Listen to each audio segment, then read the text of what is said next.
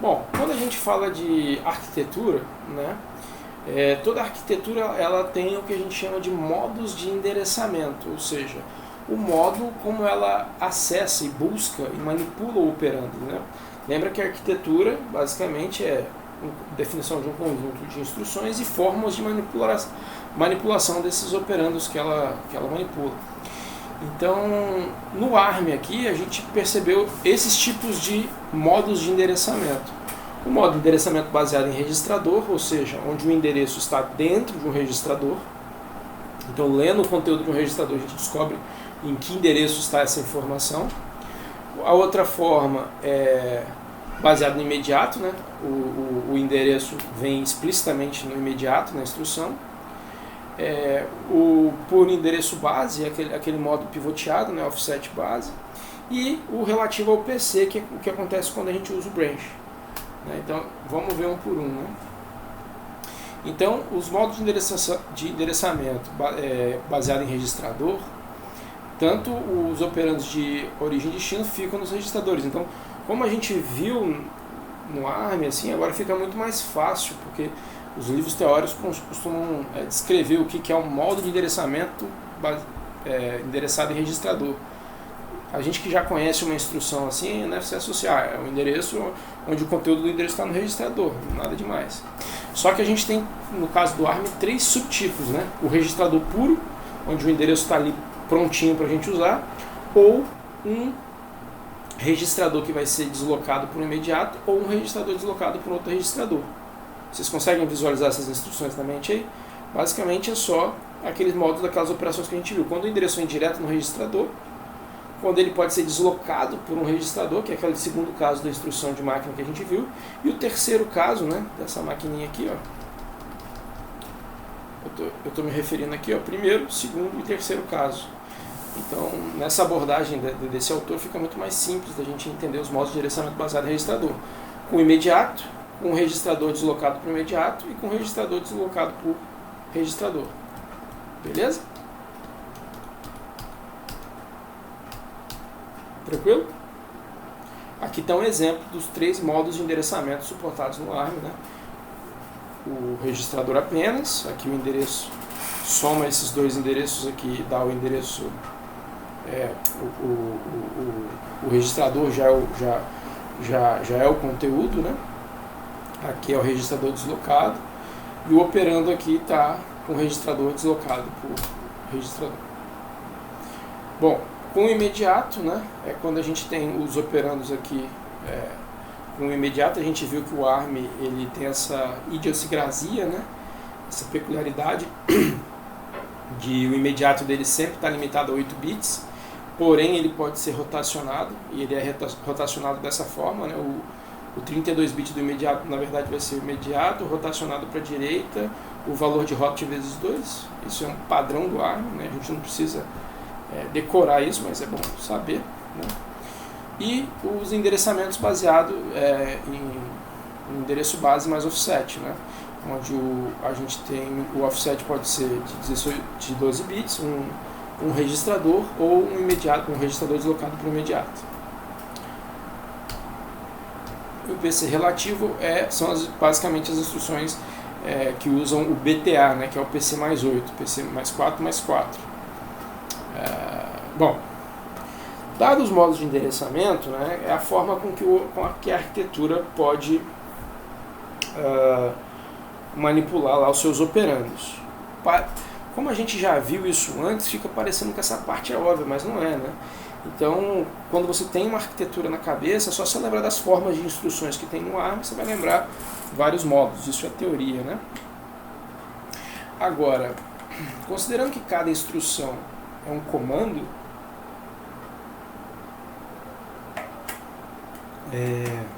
o que revolucionou na nossa época moderna, aí, né, a partir da década de 70, foi a ideia de armazenar um programa em memória, foi a parte revolucionária da computação. Né?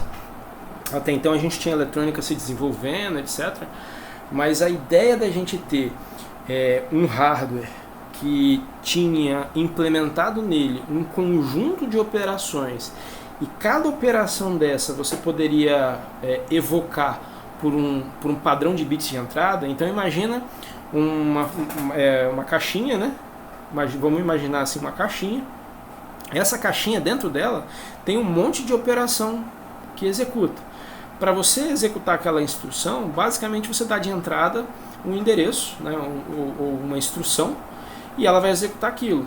Então, basicamente, os primeiros computadores mecânicos e tal, ou se você pegar o Abaco, né, basicamente você segue um algoritmo, né, um conjunto de ações que você organiza ali, cujo resultado dessas operações dá um produto final ali, um resultado final.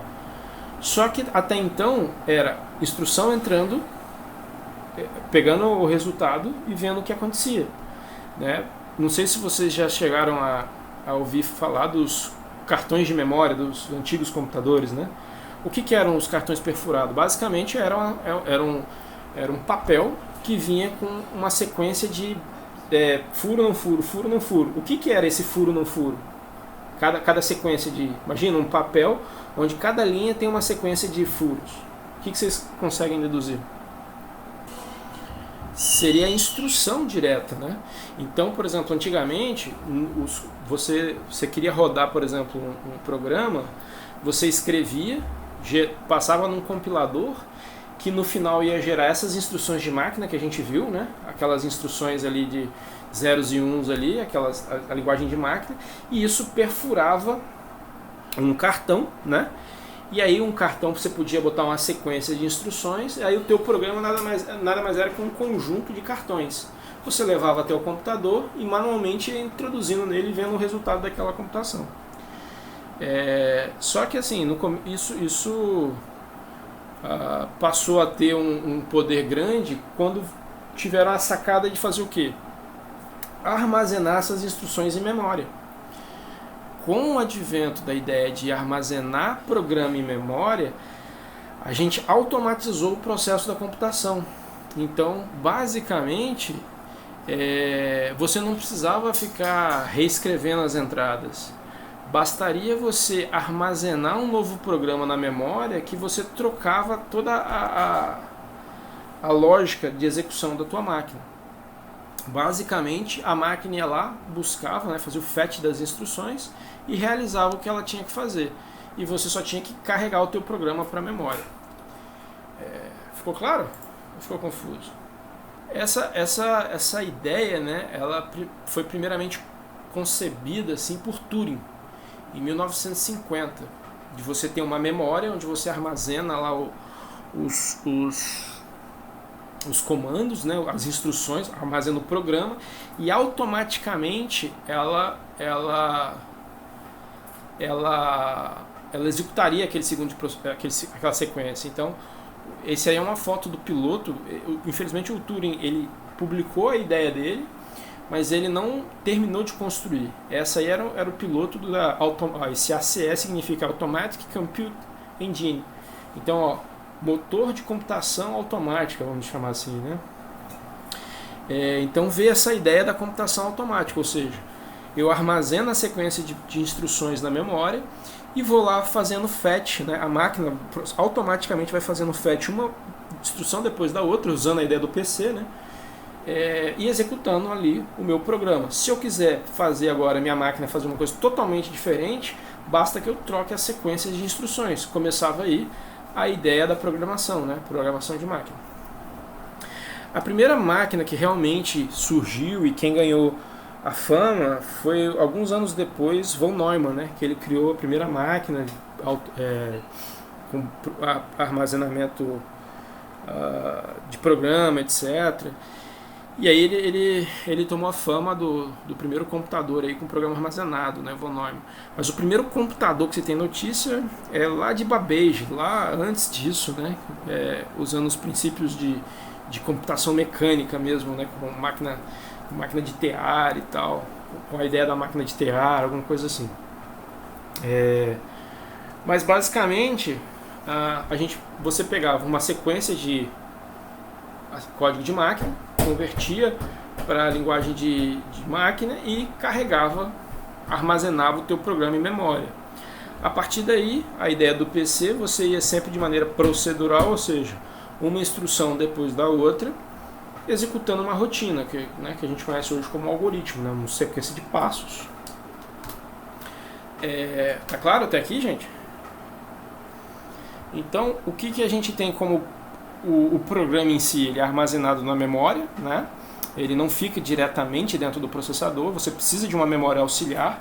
É por isso que a revolução, quando você olha um computador, necessariamente você tem que ter uma memória ali conectada, né? Porque para você ter o princípio automático da computação, ou seja, uma instrução depois da outra, senão você teria que dar entradas mecânicas. E basicamente o que vai para a memória é a instrução, tá vendo? Ó, o move, o final dele aqui 64, ele é a primeira instrução. Como é que eu sei que ele é a primeira instrução? Olha, ele está no endereço 0. Depois vem o segundo move, ele vem em seguida, e assim sucessivamente. É claro que esse é um esquemático lógico da memória. A memória é orientada em byte, mas a gente está vendo ela de 32 em 32 bits porque a gente está falando de um PC, de um ARM aqui, certo? Tá claro? Alguma dúvida tem aqui? Bom, daí vem um segundo conceito importante. Dependendo do trecho de código que está sendo executado, então vamos projetar isso por uma sequência bem grande, lá de mil instruções. Dependendo do trecho de código que está sendo executado, se eu conseguisse parar a máquina e tirar uma foto do registrador, eu ia ver os registradores com os valores diferentes, concorda? A cada instrução, a foto do estado dos registradores, ou seja, o conteúdo que está lá nos registradores dentro do processador, vai mudando a cada instrução, concorda? O encadeamento lógico dessas instruções produz o resultado que o programador deseja. Tô falando fácil? Deu para entender? O que acontece? Só que imagina que você tem uma sequência grande. Essa foto que a gente pode tirar, por exemplo, parou na instrução, por exemplo, nessa instrução da linha 8. Vamos supor que a execução parou ali. Se a gente conseguisse frisar, parar o processador e tirar uma foto dos registradores naquele instante, a gente chama isso de estado arquitetural. Ou seja, como está o estado do programa dentro do microprocessador naquele determinado momento. No caso do ARM, o estado arquitetural inclui os valores do banco de registradores e dos registradores de status, aqueles que armazenam flag, etc. Então, quando a gente fala de estado arquitetural, a gente está falando do contexto de execução naquele momento. Tá claro? Beleza? Bom, para que serve isso?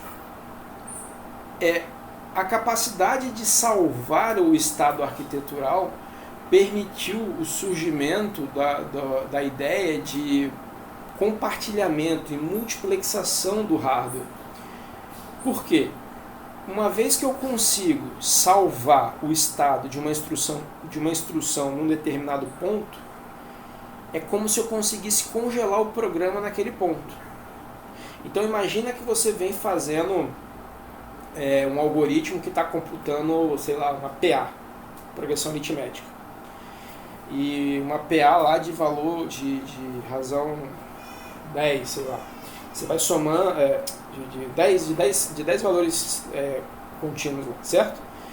Quando você está no terceiro valor computado, imagine que você consiga salvar o estado arquitetural do seu registrador. Se eu sei em que ponto, em que endereço de memória aquela execução está e qual que é o estado do registrador, vocês concordam que eu poderia salvar isso, desligar o computador, ligar ele de novo, recolocar o estado naquela posição e o programa ia continuar executando daquele ponto? Isso me permite meio que congelar o programa? Bom, uma vez que eu consigo salvar o estado dos registradores e aí lá nos estados dos registradores eu tenho o PC, que aponta para a próxima instrução, eu tenho o link register, todos esses caras. Se eu consigo frisar isso, eu consigo rodar múltiplos programas. Então imagina que eu tenho um processador com clock alto, bem alto, né? De tal forma que eu consiga dar uma fatia da capacidade de processamento para um programa executar. Então ele executa ali por alguns picosegundos. Aí eu paro ele, salvo o contexto dele e inicio outro programa que faz, sei lá, outra coisa. Dou mais, sei lá, 30 picosegundos para ele, salvo e volto para outro. Com isso, eu posso multiplexar o hardware sobre várias aplicações. Cada aplicação acha que está executando sozinha no hardware, mas ela fica sendo multiplexada. Concorda? Isso é a ideia que a gente tem de sistema operacional. O sistema operacional ele é um software que faz a gestão desse estado arquitetural, trocando a execução de diversas aplicações sobre o mesmo hardware, meio que virtualizando o hardware para diversas aplicações. Beleza? Então, esses programas em execução, que a gente chama eles normalmente de job, tarefa. Então, cada programa desse é como se fosse um programa, ou seja, uma sequência de instruções de máquina que tem uma correlação entre si porque pertence ao mesmo algoritmo. Se eu sei o endereço que começa e termina cada programa na memória RAM, eu posso ir puxando um pouquinho de tempo para cada um e ir executando vários programas simultaneamente, desde que eu tenha um clock suficientemente rápido para atender o problema dentro da velocidade que se espera. Então, quem faz isso é o escalonador de CPU, né? No caso, no sistema operacional. Então, toda vez que um programa novo inicializa, ele entra no estado de pronto e começa a executar. De repente, ele pode ser preemptado, né? Ele volta para a memória até ele ganhar uma nova chance de executar. Ele fica isso nessa rotina até ele terminar ou o sistema operacional matar ele, certo? Tá claro? Posso continuar? Bom, neste caso a gente está falando de um processador que tem memória, né? Para microcontroladores com pouca memória e com pouco clock, normalmente a gente vai ter só um firmware. E aí a gente não vai ter o sistema operacional, a gente vai ter o firmware rodando diretamente sobre o hardware. Quando a gente tem memória suficiente para poder armazenar o sistema operacional e outros programas, o primeiro requisito que a gente tem que ter para ter um sistema operacional é ter memória, concorda? Porque um processador é basicamente processamento e memória. Se eu não tenho espaço para ter mais de um programa, eu tenho que ter uma memória suficientemente grande para o sistema operacional, que vai gerenciar o recurso, mais N programas de usuário. Se eu não tenho isso, eu vou rodar só o meu programa. Por exemplo, se você pegar um PIC, você só consegue botar o teu firmware lá e mais nada. E aí você não tem sistema operacional. No caso, quando a gente tem um sistema operacional, a gente diz que a gente está diante de um computador. Quando a gente não tem um sistema operacional, a gente diz que está diante de um microcontrolador. Tá claro?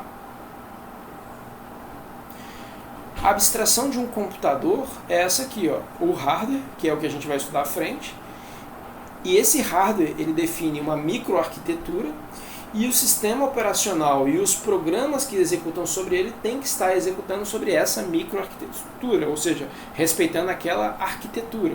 Então eu não posso pegar um programa feito para rodar em x86 e tentar rodar dentro de um Raspberry Pi. Por quê?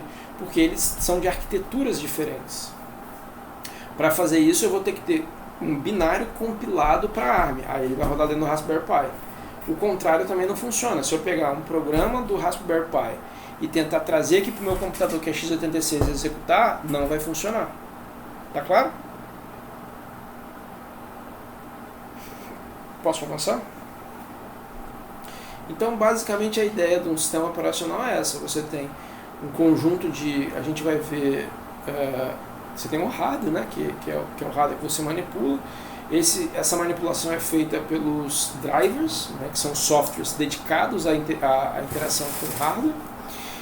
Os drivers são utilizados pelo sistema operacional ou por programas aplicativos básicos que externalizam funções para os programas de alto nível, que por sua vez são utilizados pelo usuário final.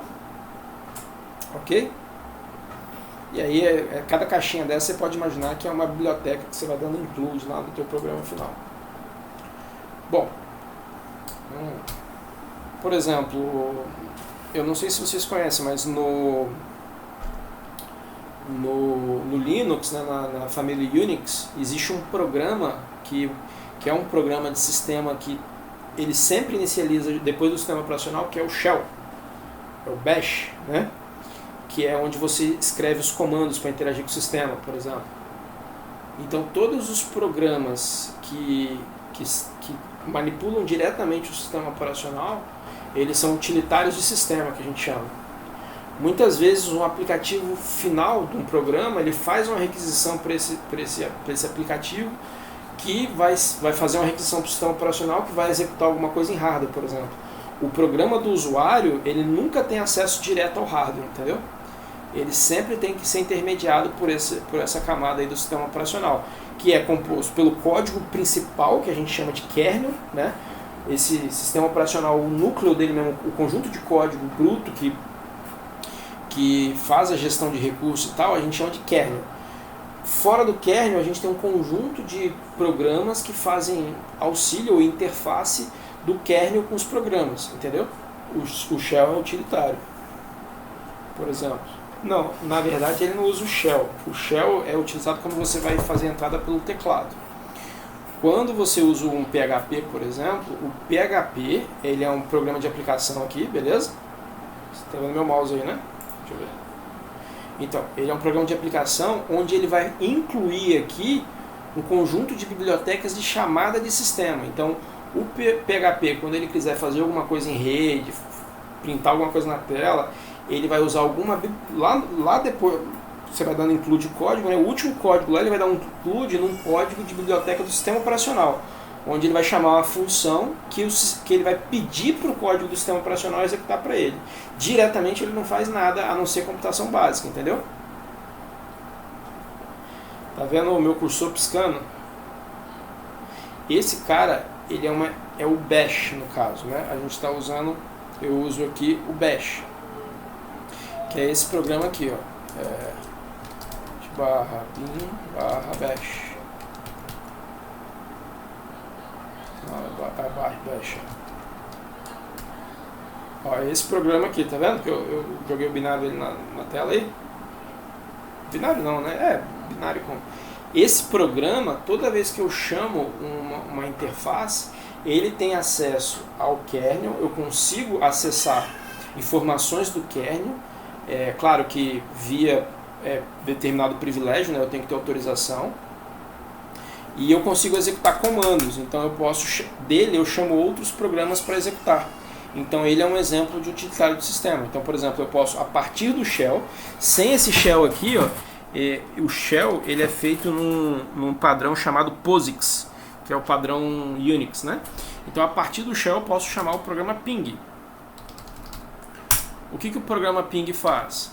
Ele é um programa que ele dispara requisições para a minha interface de rede via sistema operacional, que aciona, por exemplo, o protocolo ICMP que está implementado lá no meu sistema operacional e na minha placa de rede.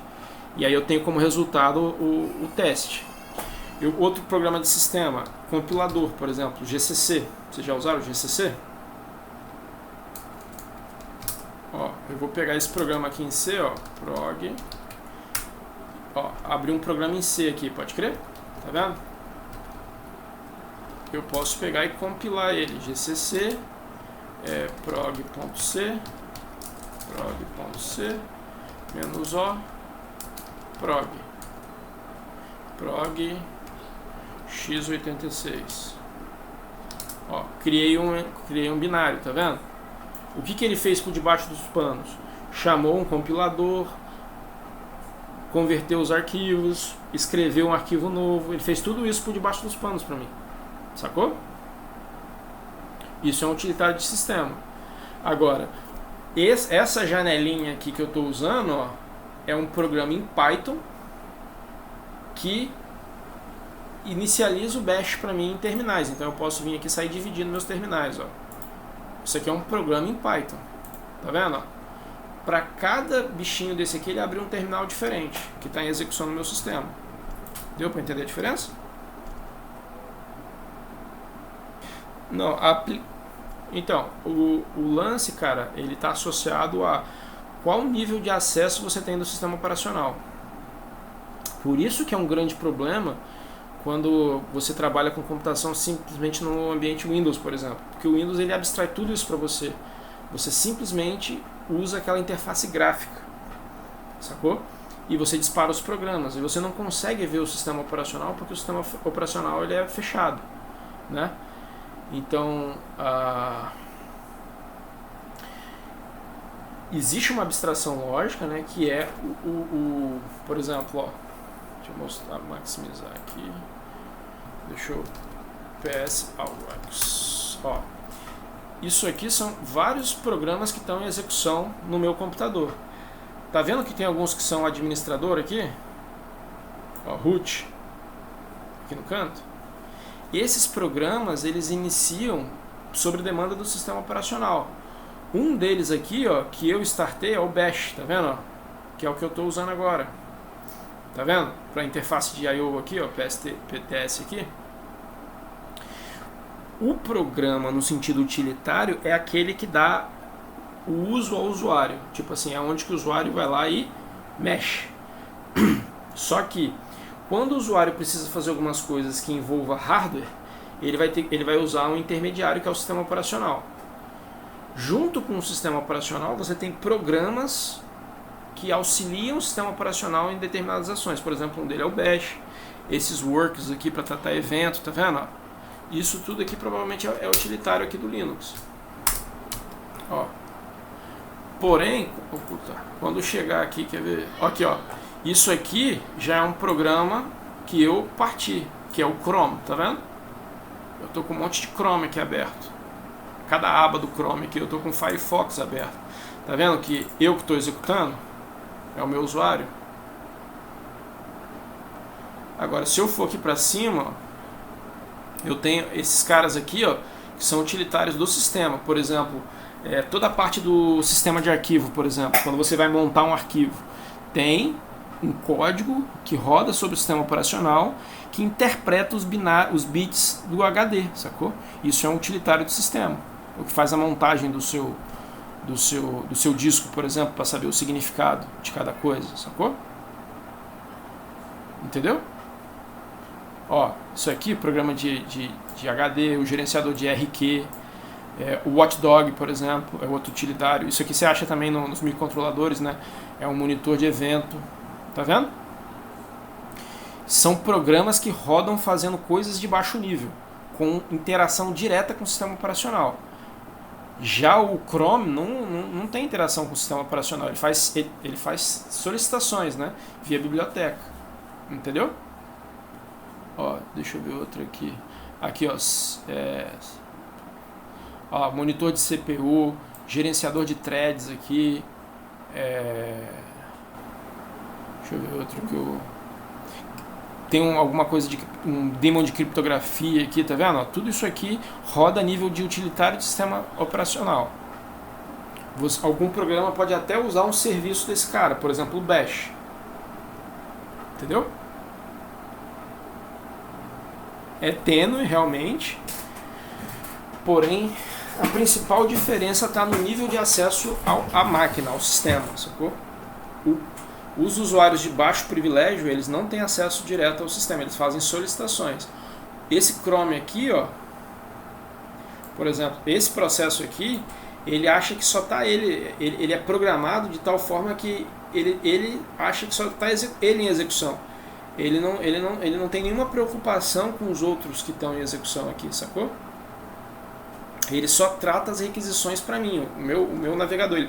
Aí ele vai cuidar lá das requisições onde eu clicar, o que eu pedi de URL, ele vai tratar essas paradas aí, a interface comigo. Sacou? Por exemplo, vamos voltar lá pro... Cadê a apresentação? Putz, será que eu fechei? Não acredito. Não, tá aqui. Vocês continuam vendo meu slide aqui? Vocês estão vendo minha tela? Então, aqui, por exemplo, o meu programa sou eu, né? O usuário, e minha aplicação, o Chrome. O Chrome, ele vai tratar de ver que site que eu estou pedindo, ele vai tratar de ver onde que eu cliquei no site, etc. Mas tem uma hora que ele vai gerar uma requisição para o sistema, falar, sistema, vai buscar esse site aqui para mim, ou busca esse site no IP. Então aí o Chrome ele usa a pilha, por exemplo, do TCP, entendeu? A pilha do TCP pode ser considerada um utilitário do sistema, é um programa que tem toda a implementação lá do TCP, do IP, etc. E essa pilha interage com o sistema operacional e com o driver de rede, por exemplo. O driver de rede é o driver lá que vai controlar o driver da placa de rede, sei lá, alteras que você tem no seu computador. Entendeu? Só que o TCP que eu uso aqui no meu Linux, se você instalar um Linux aí, provavelmente vai ser o mesmo código. Mas o código de driver aqui vai ser diferente, dependendo do hardware que a gente tiver. O Chrome que eu e você estamos usando são os mesmos também, provavelmente, dependendo da versão, né? Sacou? Tipo, Chrome, pilha TCP/IP, fala com o driver, interage com o hardware, busca lá na rede o conteúdo, converte de binário para sinal, o sinal vai para o mundo, volta, é reconvertido, o driver interpreta, entrega para a pilha entrega para o programa monta na sua cara e você vê o site. Sacou? Só que você tem camadas de abstração. Quando o programador do Chrome programa, ele não fica preocupado com a parte de rede, porque ele sabe que o Chrome é feito para pilha TCP/IP, ponto final. Ele só trata lá da camada do HTTP, da web, né, do formato de exibição, etc. Da mesma forma que o cara que programa o hardware da tua placa de rede, ele não está preocupado com o navegador, ele programa só o hardware. E o sistema operacional que você usa é aquele cara, é o programa que vai gerenciar melhor lá o teu compartilhamento entre suas aplicações. Ele vai ter a camada de segurança, vai ter lá que tipo de sistema de arquivo monta, se é VFAT, se é NTFS, se é XT. Isso tudo tem relação com desempenho, com a aplicação, né? O sistema operacional para um servidor é um, para um usuário final é outro, né? Se você precisar, por exemplo, de interface de renderização, talvez você vai lá para o Mac. Se você precisar de um serviço para ficar rodando contínuo, você vai para um sistema Unix da vida, aí, um Linux e tal. Se você quiser dor de cabeça, você usa um Windows, por exemplo. Sacou? É tudo questão de opção, entendeu? Bom, vamos lá. Bom, então toda a arquitetura ela pega aquela memória que em tese é um array gigante, né, endereçado a byte, e ela começa a segmentar aquela memória. Como que o ARM segmenta a memória? Ele segmenta dessa forma aqui, ó. No começo da memória, ele põe uma área chamada de segmento de exceções e handlers, manipuladores. Depois dessa área vai vir a área text, o segmento text. Depois do text vem o global data, depois do global data vem o dynamic, dado dinâmico, e depois vem o sistema operacional, quando é o caso, né? E a parte, por exemplo, de drives, de I/O, etc. Então, o que fica nesse trecho aqui? Então, o que significa essa organização da memória? Significa definir o endereço de começo e fim de um segmento. Então, por exemplo, nesse exemplo aqui, o segmento text começa no endereço 8000 em hex aqui, até esse ponto aqui, ó, que não está marcado aqui. O ponto do registrador R9, ele guarda aqui o... Eu esqueci o que significa SB. Daqui a pouco deve ter aqui no slide. Mas ele aponta para o começo, esse SB aponta para o começo do Global Data. O que tem no Global Data?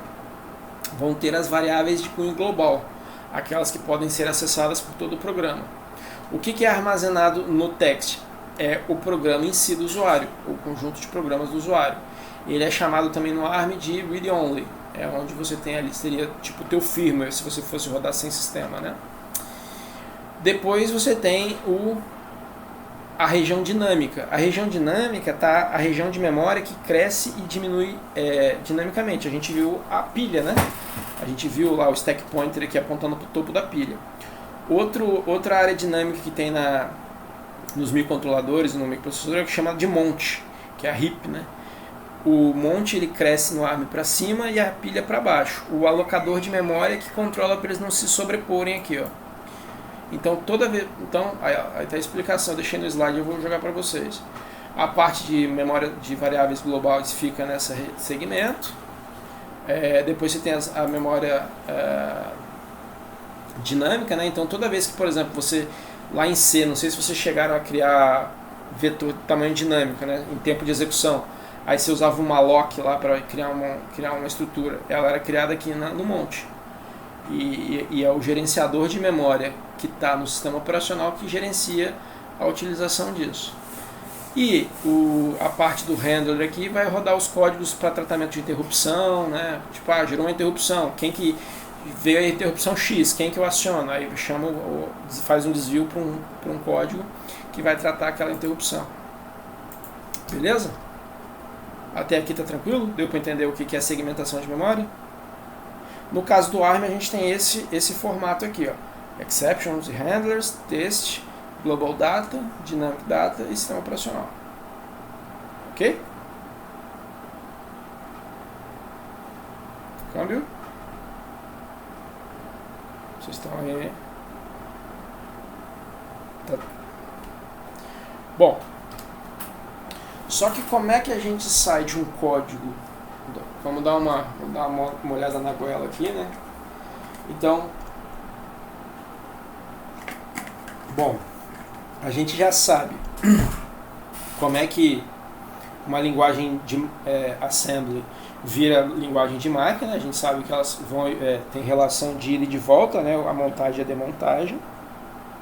Um conjunto de instruções assembly forma um programa, né? Esse programa pode executar diretamente no hardware ou ser gerenciado por um sistema operacional, quando você vai multiplexar e ter a execução de mais de um programa. E aí a arquitetura ela organiza esses programas na memória baseado em segmentos. Só que os programas que a gente conhece, né, a gente programa, por exemplo, se a gente pegar em C, um programa qualquer, prog.c, qual que é o passo até ele carregar para a memória? Bom, se eu pego um programa de alto nível, seja ele em qualquer linguagem, né, a gente vai ter os programas que são compilados e os programas que são interpretados. Vocês sabem a diferença entre esses dois? O programa interpretado ele é lido por um outro programa binário e que sabe executar aqueles comandos. Então, por exemplo, eu poderia fazer que esse meu programa prog.exe fosse um interpretador. Ele abriria um arquivo texto e leria lá os comandos em alto nível e seria, por exemplo, um programa em C que chamaria funções equivalentes em C para executar aquilo. Por exemplo, o Python é mais ou menos assim. Entendeu? A linguagem Python. Hoje ela gera uma pré-compilação e tal, mas em tese um interpretador ele é isso. Ele é um programa binário que interpreta um código. Ou seja, ele sai mesmo que parciando, né? Ele sai olhando trecho por trecho que está escrito lá e executando. É como se fosse um ator, né? Ele sai olhando o script, o que tem que fazer e sai fazendo. Ele não é o código que vai executar diretamente. Então, no final das contas, ele vai virar esse código, mas ele faz isso por chamadas de sistema para um código de máquina, entendeu? Então, ele tem um passo, ele não vira exatamente um binário. O código interpretado, por isso que fala que ele é interpretado. Ele é lido em tempo de execução. Quando você executa, vem um programa e sai interpretando linha por linha dele e executando o que você está falando para fazer ali, instrução por instrução. Por isso que geralmente programas interpretados têm desempenho pior, porque ele tem que fazer todo esse passo de interpretar a linguagem em alto nível e traduzir para uma execução de máquina. Beleza?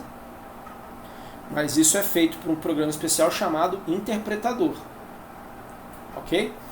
Quando a gente quer gerar um programa, ou seja, eu quero gerar um programa que é uma sequência de zeros e uns que vai para a memória. Ali não, eu gerei a sequência de 0 e 1 que foi para a memória diretamente. No caso aqui, sendo representado por prog.exe, um programa qualquer. No caso do Linux, a extensão não precisa, sabe? Eu botei exe aqui porque para ficar mais didático para vocês que devem estar mais habituados com o mundo Microsoft, né? Mas a extensão é mero detalhe aqui para mim. Então, por exemplo, quando eu quero compilar, eu quero traduzir, eu quero converter uma linguagem de alto nível, no caso C aqui como exemplo, para a linguagem de máquina, zeros e uns, o executável, o que vai para a memória de fato. Então isso normalmente é feito nessas etapas aqui, ó, compilação, o compilador ele compila, ele faz essa tradução, mas você pode usar também o montador, que é o assembly, o linkador, que é o linker, né, que vai ligar as bibliotecas, e o carregador, que vai levar o programa para a memória. Então, o compilador, ele normalmente, por exemplo, existem vários. O mais tradicional e conhecido é o GNU Compiler Collection, que tá nesse site aqui, ó, que é basicamente o compilador que roda por detrás dos panos da maioria dos compiladores que você já viu. Quando você programava em C lá em linguagem de programação, você clicava numa ideiazinha, num botãozinho, certo? Não era assim? E ele compilava aquele código para você. Mas lá por debaixo dos panos daquela ideiazinha que você usava, possivelmente ela estava usando o GCC, sacou? Então o GCC aqui é como se a gente estivesse usando o próprio, sabe? A gente está usando lá em baixo nível mesmo, quem está realmente compilando. Não é bem um front-end, assim, alguma coisa. O GCC é de fato é o mais comum que a gente tem. Tranquilo? Então aqui eu tenho um exemplo de uma linha de comando que eu acho que deve funcionar no Windows aí. Eu peguei um programa qualquer que está no meu computador, eu estou no diretório onde está esse programa aqui e eu vou compilar ele na unha. Então como é que eu faço?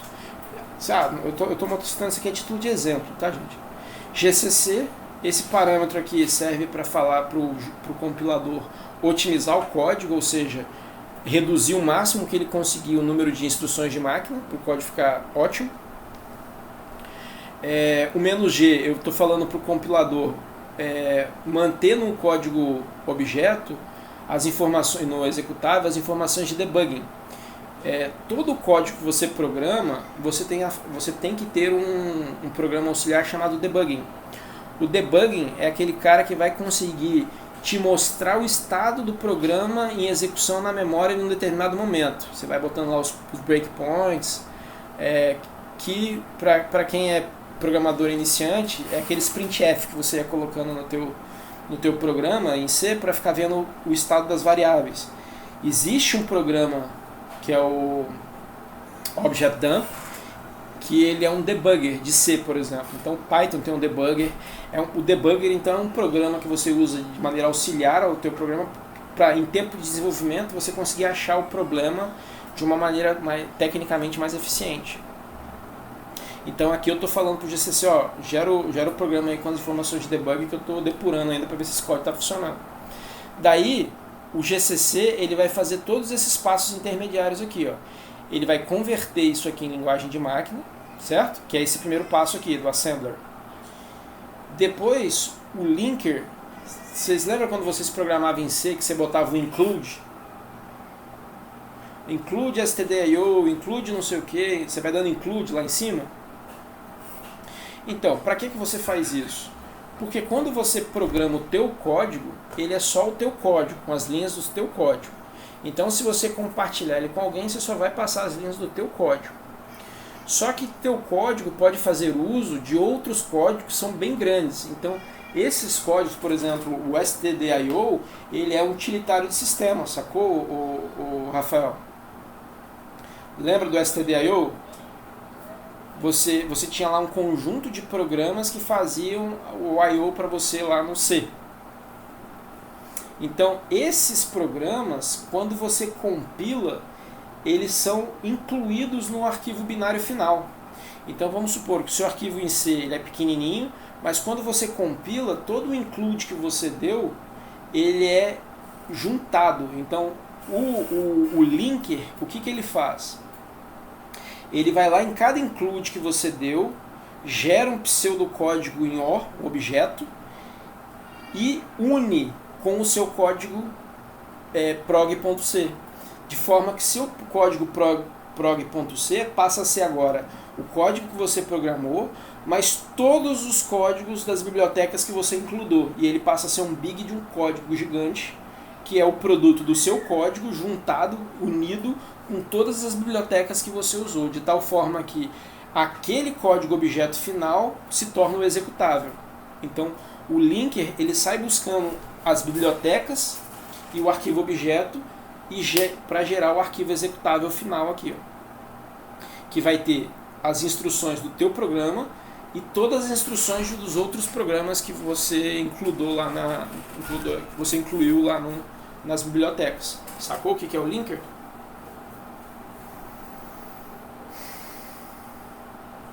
Câmbio? Ou vocês não? Tá tranquilo ou tá... Tranquilo, Fábio? Eu não escutei o que você falou aí, cara.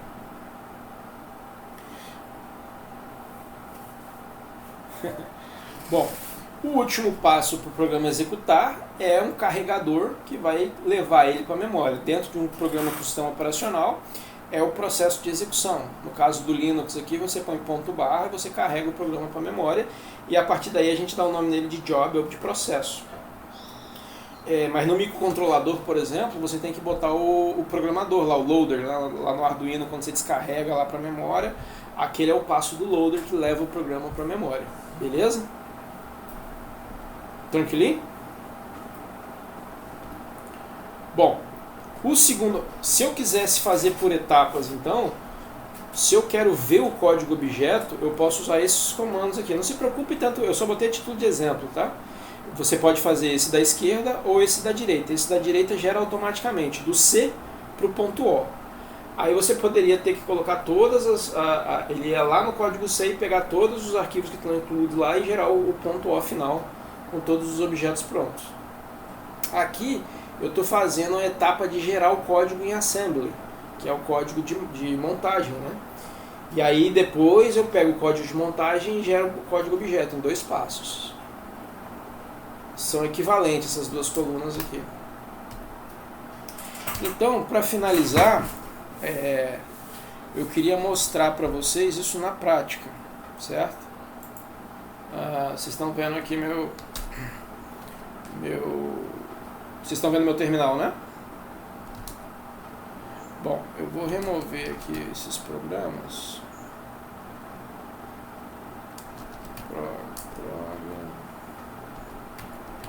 prog.o, prog.s, prog.x86. Bom, eu tenho aqui um programa, eu vou abrir aqui do lado. Vai restaurar. Vamos fechar esse monte de coisa aqui. Fecha. Beleza. Divide lateralmente. Limpa aqui. Bom. Aqui eu vou abrir o nosso programa em C. É um programa... Vocês conseguem ver aí? Tá tranquilo o tamanho? Então o que esse programa faz? Faz nada. Ele tem aqui as variáveis globais aqui, pode crer? Aí ele tem uma função que soma A e B, e ele tem a função main que usa as 3 variáveis e retorna um y aqui. Nada demais, beleza?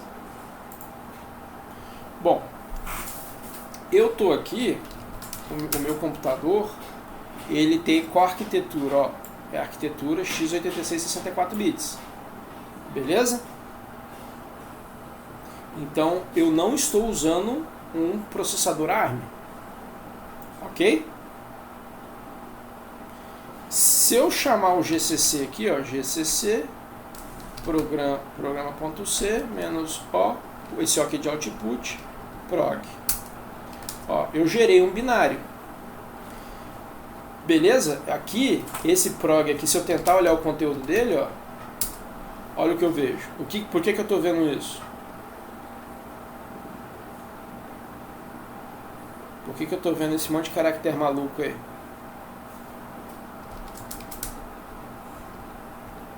Eu já converti ele para... Ó, vou abrir de novo. Eu já converti ele para binário. Essas informações legíveis que vocês estão vendo aí, ó, é a informação de debug, que fica incrustada junto com o código ali, ó, para quando o debugador for ler, ele ter da onde tirar a informação. O resto que está esses códigos malucos é porque o editor que eu estou usando aqui não sabe interpretar aquela sequência de zeros e 1 e aparece assim, beleza? Tranquilo? Bom, mas e se eu quiser fazer a demontagem desse código? Aí eu posso usar um programa chamado objdump. "-s prog". Aí o que eu estou fazendo aqui? Eu estou passando o programa para o objdump. E eu vou redirecionar. Ó, se eu botar aqui, ó, ele vai me cuspir a saída do programa direto, tá vendo? Só que aqui no Linux eu vou redirecionar ele para um arquivo. Eu vou redirecionar isso aqui para o prog objdump.s. Só vou botar .s. Pronto. Agora eu tenho 3 programinhas aqui. Agora eu vou abrir no editor para eu ver com calma. Né? Tá vendo aqui, ó? Repara que se vocês conseguem... vocês conhecem algum desses comandos aqui?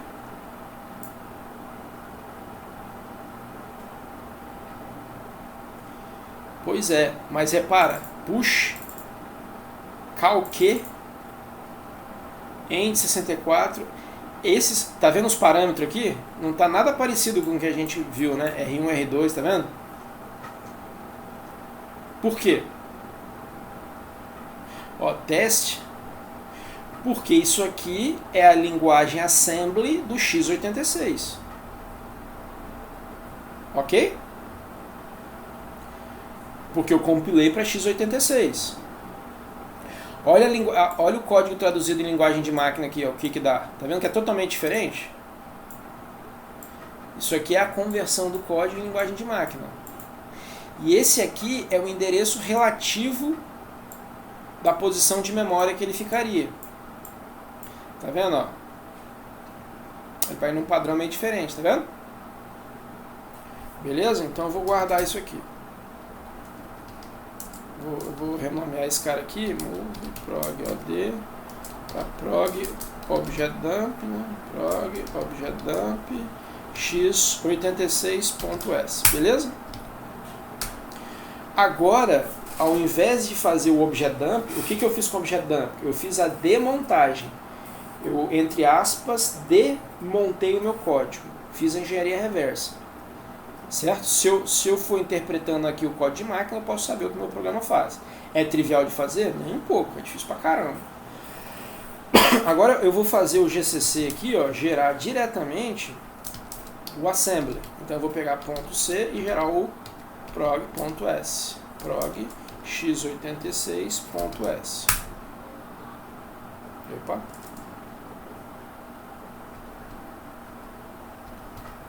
Menos ó. Pronto. Ó, agora eu gerei esse arquivo aqui. Vamos comparar os dois arquivos, ó. Fala aí, pode falar. Ah, tá. Então vou abrir agora o programa que eu compilei. Ó, o programa que eu compilei tá aqui, ó, tá vendo? Eu gerei o .s versus o programa que eu demontei. Tá vendo? Qual que é a diferença que vocês percebem aí? Ó? Tá vendo? O que são esses negócios aqui? Tá vendo que as instruções elas são bem parecidas, mas aqui no código em assembly eu tenho esses .file, .txt, .com, .globl, .type. O que é isso? Não, são os setores da memória. Lembra que eu falei que o programa ele divide a memória em setores? Esses aqui são os setores do x86. Ó. Aí, ó, no global aqui, ó, ele tem a função soma, tá vendo? A função soma é no global. Tá vendo? Junto com o global aqui, ó, eu tenho o F, o G e o Y, tá vendo? O F, o G e o Y. Tá vendo? Aí vem aqui, por exemplo, só que isso aqui, eu tô bugando vocês porque eu acabei de explicar como é que funciona no ARM e estou mostrando no x86. As funções diferentes aqui que a gente não viu ainda, olha os parâmetros aqui, tá vendo? Tudo diferente. Esses aqui são os registradores do x86, ok? Beleza? Agora, como é que a gente pode fazer a mesma coisa para ARM? Pergunta. Como é que eu faço para ver? Eu quero fazer a mesma coisa, mas agora eu quero um código que execute em ARM. Ó, se eu botar aqui /prog, ó lá, ele executa, tá vendo? O Linux tem essa característica aqui, ó. Toda vez que um programa executa bem, ele volta pro shell. Então, como não deu erro, ó, meu programa executou, mas meu programa só faz essa soma, não cospe nada, então executou direitinho. Se meu programa não executasse, ia dar um erro, sacou? Você viu que meu programa executou. Concorda? Agora, eu quero programar para um celular lá, eu quero programar para um aplicativo mobile, ou eu quero rodar em cima de um Raspberry Pi, um programa que eu vou desenvolver no meu computador. Como é que eu faço?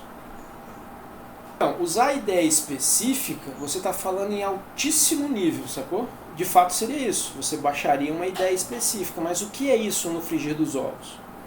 No frigir dos ovos, o que você precisa fazer quando você vai programar em uma arquitetura para executar em outra é ter um cross-compilador ou compilador cruzado. Tá claro?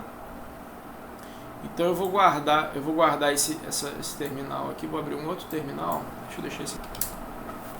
Agora eu vou pegar esse mesmo código C e vou usar um outro compilador. Agora eu vou usar um cross-compilador.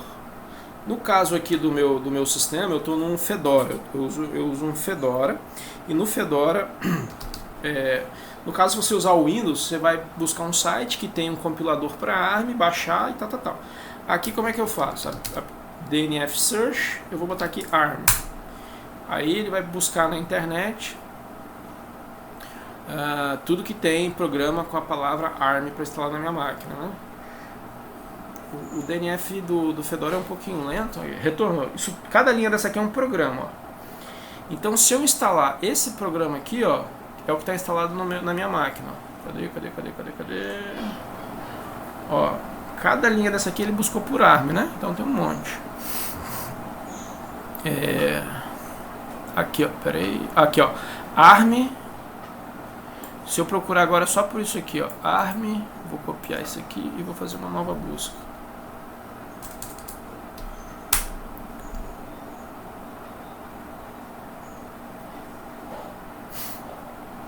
Olha lá. Esses caras aqui, ó, por exemplo, esse pacote aqui é o pacote que vai instalar todos os binários, o objdump, o GCC, o assembler para ARM, sacou? Ele é um cross-compilador, ó. GNU being used for cross-compilation for ARM target. Beleza? Então aqui eu instalaria DNF, install, daria o comando, eu já fiz isso, tá? Por isso que eu não vou fazer de novo. Agora eu tenho todos esses binários aqui, ó. Olha os binários que eu tenho. Eu tenho o GCC, eu tenho o objdump, eu tenho o AS, que é o assembly, né? Que vai programar, vai virar o código de máquina, sacou? Então se eu estivesse escrevendo em assembly, eu usaria esse cara aqui para converter para binário. Se eu programo em C, eu uso esse cara aqui. Se eu quero debugar, por exemplo, eu uso o objdump. Sacou? E isso é o que executa por debaixo dos panos da tua IDE. Toda IDE normalmente ela não reinventa a roda, ela usa algum desses compiladores. Existem outros também, né? Existem, mas assim, da família Unix e os abertos, por exemplo. Qual que é a vantagem? Todos esses caras aqui são grátis, né? Você não precisa pagar licença, nada. Então são compiladores extremamente robustos e grátis. Então agora eu vou fazer a mesma coisa. Eu vou pegar o GCC, agora em vez de usar o compilador da minha arquitetura, eu vou usar o cross-compilador. vou pegar o programa.c, que é aquele mesmo programa, eu parti do meu, eu não reescrevi o programa, e vou gerar um prog arm. Tá vendo que ele deu um erro? Ele deu um erro porque ele está tentando buscar fazer um processamento intrínseco na minha arquitetura. Ele fazia alguns linkers aqui. Ele tentou chamar o linker da minha arquitetura e não foi compatível. Por isso, eu tenho que passar um parâmetrozinho aqui, que é o... Deixa eu catar ele aqui, que eu peguei ele na internet.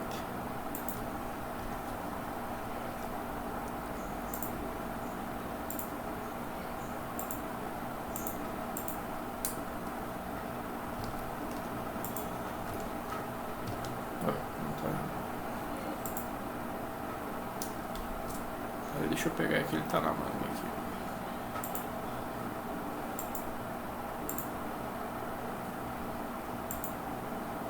Eu preciso passar esse parâmetrozinho aqui para ele não usar nada do sistema, né? Porque o sistema aqui, ele é um...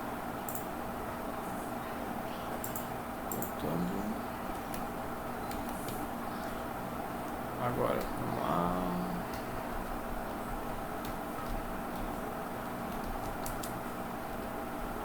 Deixa eu passar isso.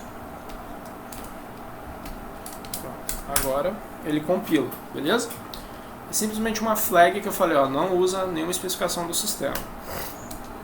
Aí agora eu tenho dois programas.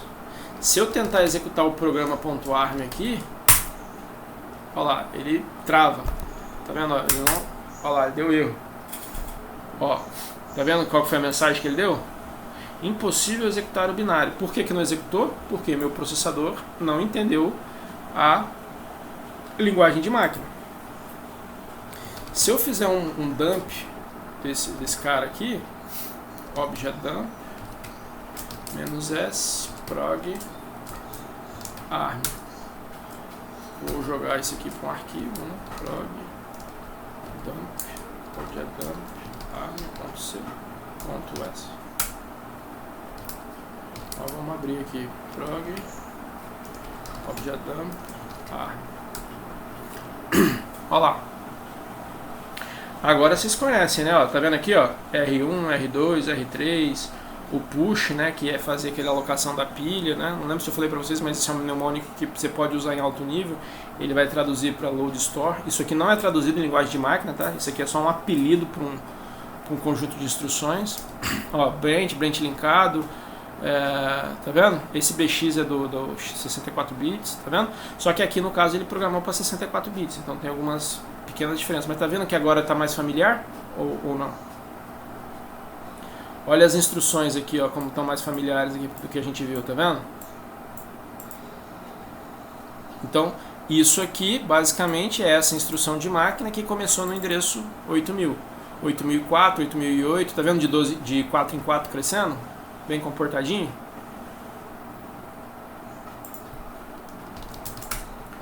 Agora eu vou tentar gerar o arquivo arm. Eu vou pegar aqui, ó, para executar o mesmo programa, só que eu vou falar para ele gerar o arquivo assembly. Em vez de ser o executável, eu quero que ele gere o .s. Olha lá, gerei o .s. Vamos ver o prog arm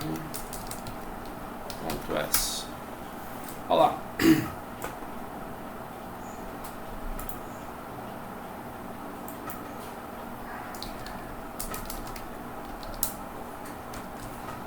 Aqui está o programa em C e aqui está o programa em assembly, né? Então tá vendo aqui o setor txt, tá vendo, ó, com variável comum, o global, ó, o setor global. Quem está no setor global? A função sum, tá vendo? Vocês estão acompanhando aí? O F, o G, o W e tal. E aí vem aqui, ó, o que é a função sum? Ó, função sum, ele meteu um target ali, tá vendo, ó? Aqui está a implementação da função sum, tá vendo aqui? Aquele push e tal, olha o que ele virou. Tá vendo o stack pointer aqui, alocando stack pointer, pré-indexado, tá vendo? subtraindo aqui para alocar aqui. Aqui, ó, esse trecho aqui, basicamente, é o que? É essa chave. Que é aquele push lá que a gente viu ao contrário, né? Depois ele carrega os valores aqui para os registradores, faz a soma, ó, olha a soma aqui, ó, que é essa soma aqui, e faz o retorno da função. Aí vem a main, ó a função main aqui, função main. A função main faz referência lá para o pessoal da área especial, né, que está aqui, ó. Tá vendo? Ele fazendo para a área L5, tá a palavra F, G e H. E aí ele faz referência lá em cima, porque é isso. Então isso é um macetinho para ele botar a região de memória. Depois eu vou explicar isso, mostrar isso para vocês. Aí basicamente ele chama a função sum e volta. Bom, deu para ver que a gente pode... vou abrir aqui agora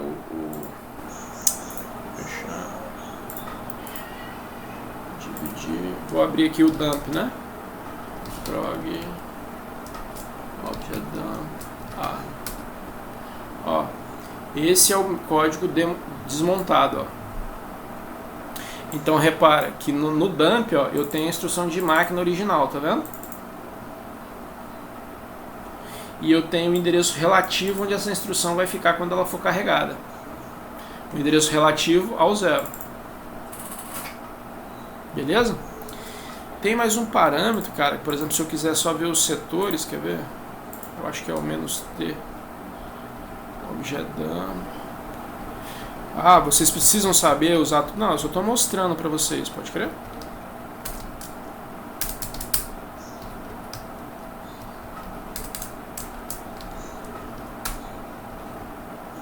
"-tzinho. Aqui, ó. Esse object dump aqui, ó, ele está me mostrando como que fica a tabela de organização da memória. Então deixa eu tentar maximizar aqui para vocês verem. Deixa eu ver aqui. Eu peguei aquele programa, ó, tabela de símbolos. Olha aqui. Lembra que eu gerei com a opção de debug? Ó, tudo isso aqui é informação de debug, ó. Deixa eu achar o sum aqui. Cadê o sum,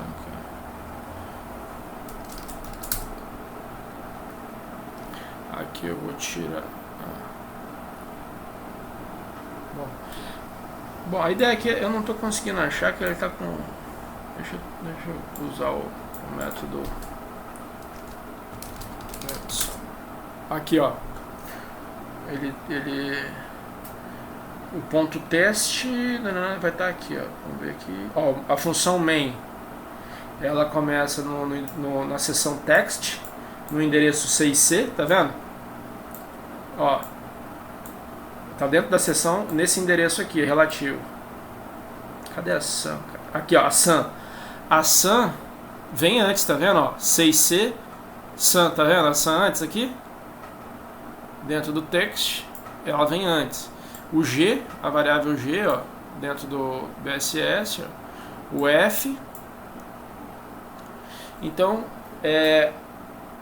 o próprio programa deu para perceber como é que ele setoriza a memória.